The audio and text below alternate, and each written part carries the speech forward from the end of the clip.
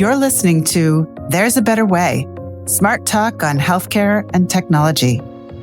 If you're up for energizing and story-driven conversations with national healthcare leaders driving industry innovation across the country, then you are in the right place. Our guest today is Troy Tazbaz, who leads the Digital Health Center of Excellence at the Food and Drug Administration.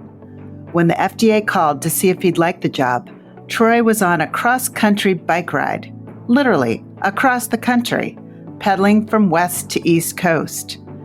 His story is compelling, and it spans from California to Turkey, from tech startups to large technology companies to the FDA, from operations to transformation, and from personal tragedy to a commitment to making things better for patients.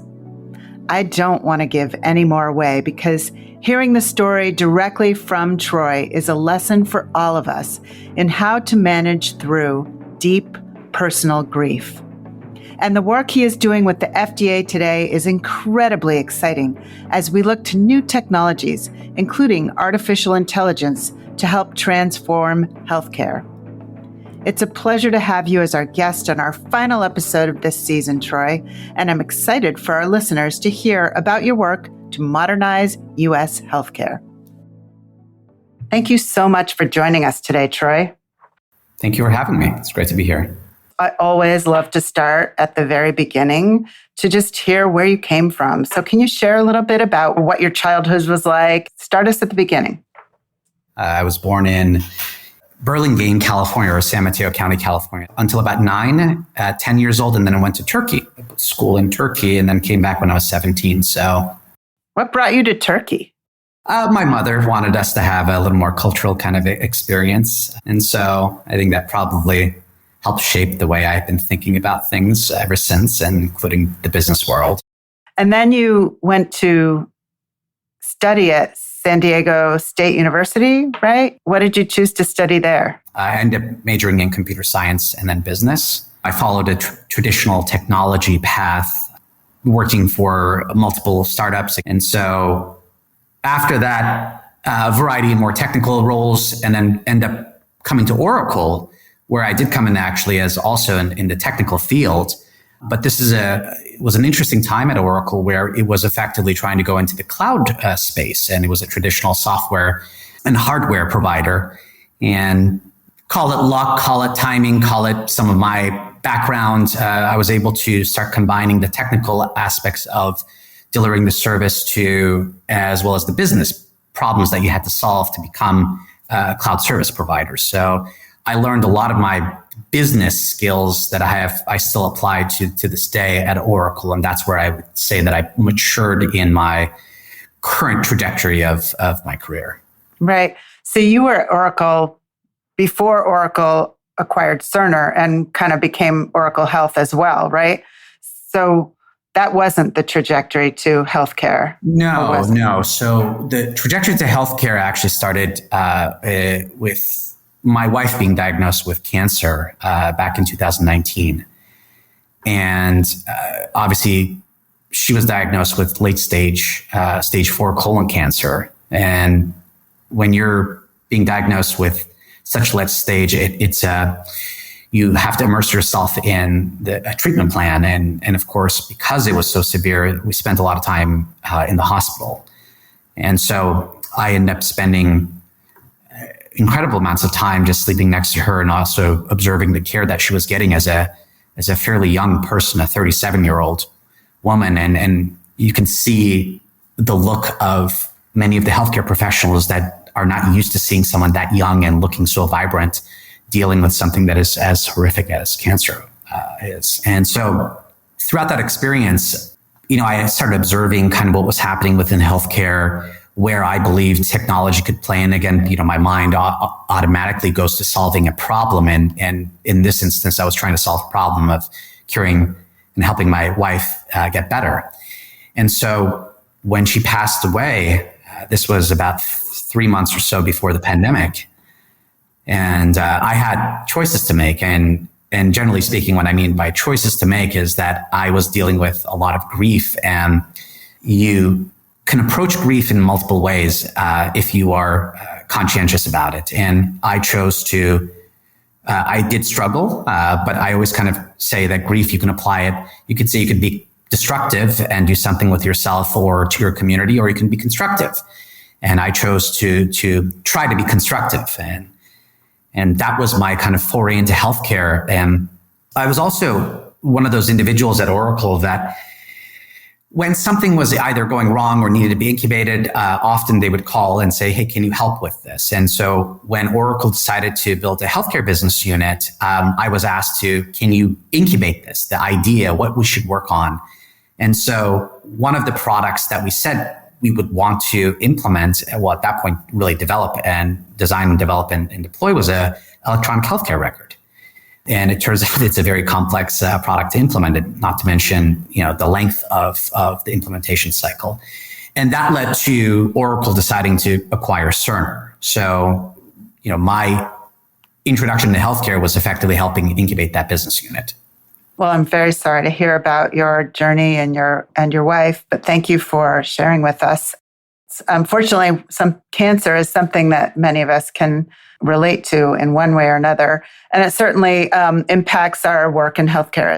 So you were at Oracle thinking about healthcare, but it did not go into the electronic health record. It bought Cerner. Where did you go from there? After the Cerner acquisition, I was asked to help integrate the company itself. And I had realized that I never had a chance to take time off. Like, after you're dealing with grief and then the pandemic forced you into this box.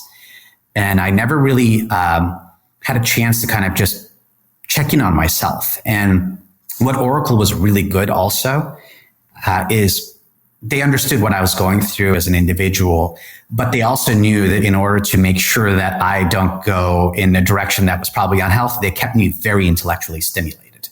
They understood that that is one of the things that I truly value in anything that I do, is that intellectual stimulation. And so I, of course, poured, my entire existence into work. And I had also this incredible creative streak at that point in the business world. And it's kind of interesting how trauma tends to drive a lot of creativity. And I actually, because I enjoy writing so much, I thought about even writing a book around why does trauma actually result into a creative streak? And if you look at historically speaking, there were a lot of very creative periods that followed a traumatic, event. And so I had this creativity, but when the integration discussion started happening, I realized that major corporations, that integration is going to take multiple years. And I had recently found this Excel sheet that I had created almost like 10 years earlier around biking across the country. And so I couldn't stop thinking about this idea of biking across the country. And when really the time came to commit to this integration versus I really need to commit to kind of my mental health, I, at that point, chose my mental health, fully knowing that I really never had a chance to kind of to reset myself. And I'm not sure if the biking across the country helped with that, but certainly it changed the trajectory. And when I was asked to take a sabbatical, I said, I don't know where I will be when I come back, in my mental state. And so I didn't want to string the company who had done so much for me along, but I also didn't want to be tethered to it. And so when I came back from a bike ride, I was like, this is the first time I haven't worked since I was 17 years old. And might as well. That was nearly 30 years of nonstop working. And so I was like, let me take some time off. Let me explore. Let me look at what's going on. And about a month and a half, and I had an idea of taking a year off, a month and a half into me returning back, FDA called. And they had received my name from a CEO in Silicon Valley as they were looking for someone with my background that had executive skills, technology background. And I was so curious about this. I'm saying, I have no medical background. I'm not a researcher. I'm not a regulatory affairs person. I'm not a lawyer.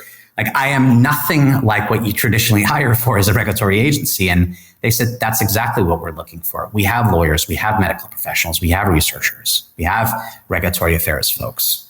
and policy folks. And we need someone who's going to think about like how the industry thinks and helps us determine how do we engage with industry. And I thought that was a very progressive leaning kind of approach.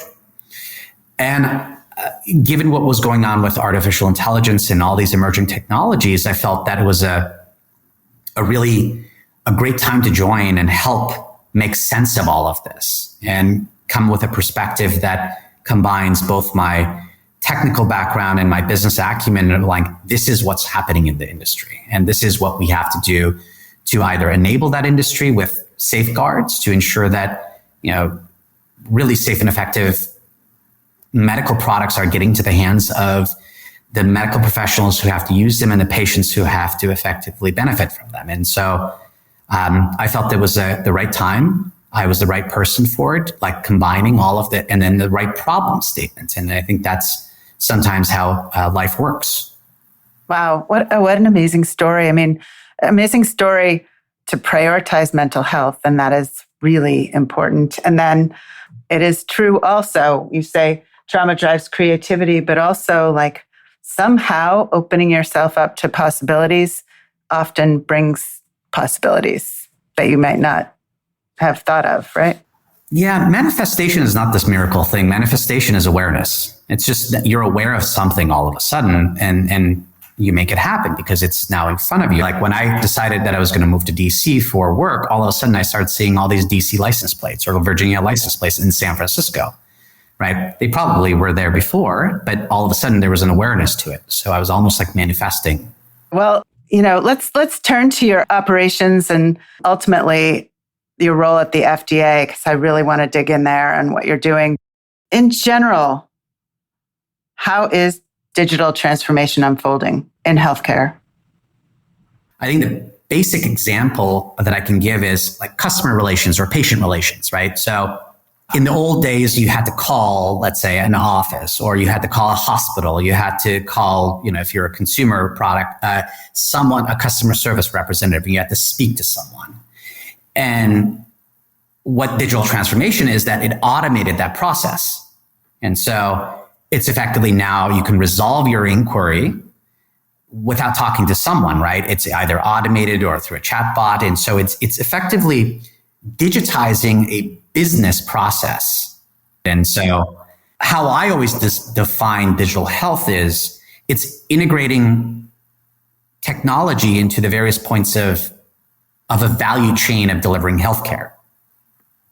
If you think about the delivering healthcare, it could be simply a wellness app that someone, let's say, engages with to monitor, their wellness, or it could be your smartwatch that is monitoring your heart rate. Like that's a digital health technology, right? Or if you start getting to more acute settings, it could be an artificial intelligence application that looks at, let's say, someone's biomarkers and compares it against, let's say, a population health and determines progression. So, but now all of a sudden you're not using simply a medical professional's knowledge base to say whether someone at any snapshot in time is what the progression of their illness is, but you're also using technology to determine whether it's within, let's say, a range of against the population health or not. So now all of a sudden you're augmenting what a medical professional does. And so it's effectively using technology at every point in delivering healthcare, whether it's someone who's already healthy or someone who is going through medical care.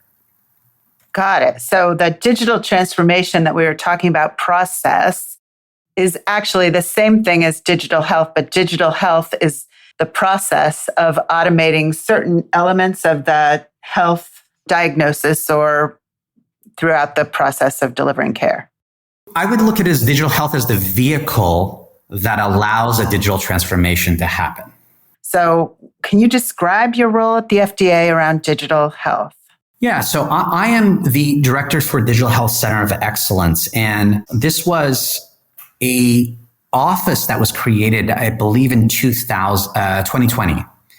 And so I'm the second director for it. And it's comprised of 4 divisions. And so we have a a policy division that effectively every time that FDA is writing a guidance and publishing a guidance around specific laws and what the medical industry has to effectively use to develop products with guardrails in mind in the process of coming to FDA for regulatory approval.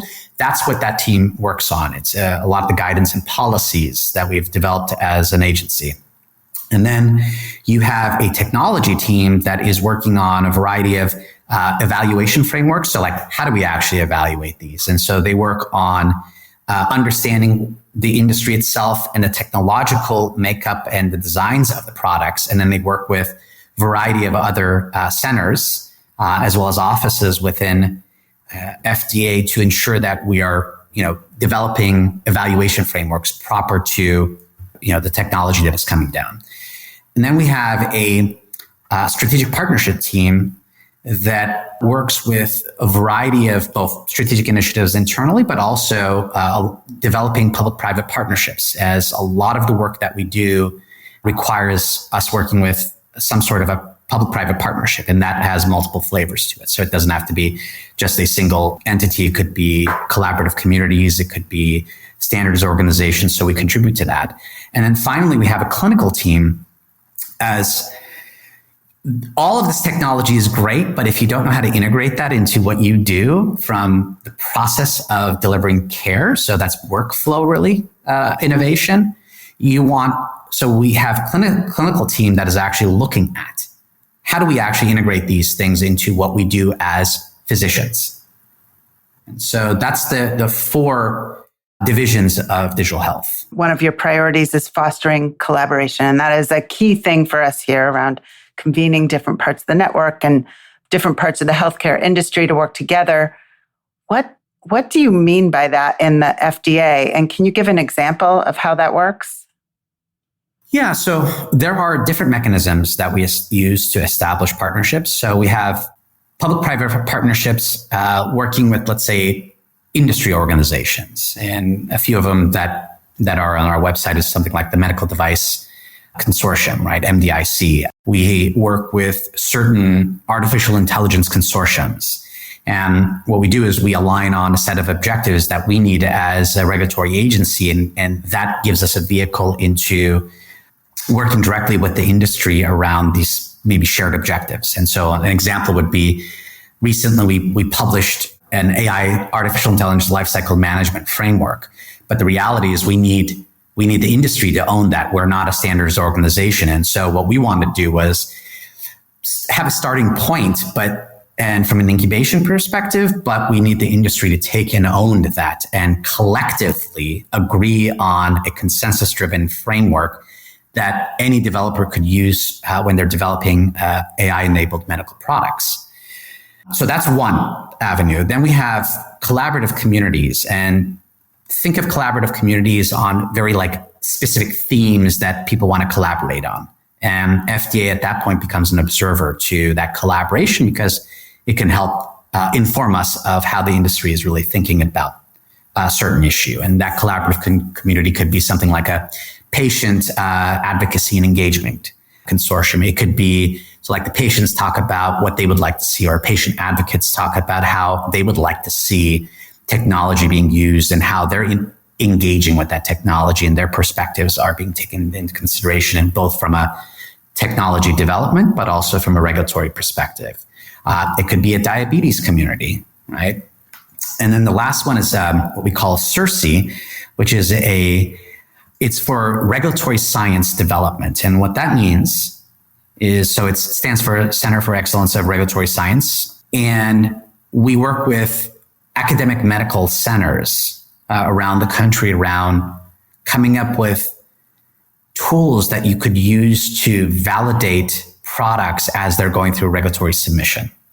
And so we want to make these tools available for the developer community to say, here's what you can use to validate your product as you're going through the regulatory process. So let's talk about AI and how this fits. I've heard you talk about this before, so I'd love to hear it for our audience, which is, what is different about addressing AI-empowered devices, AI-empowered any digital health mechanism, than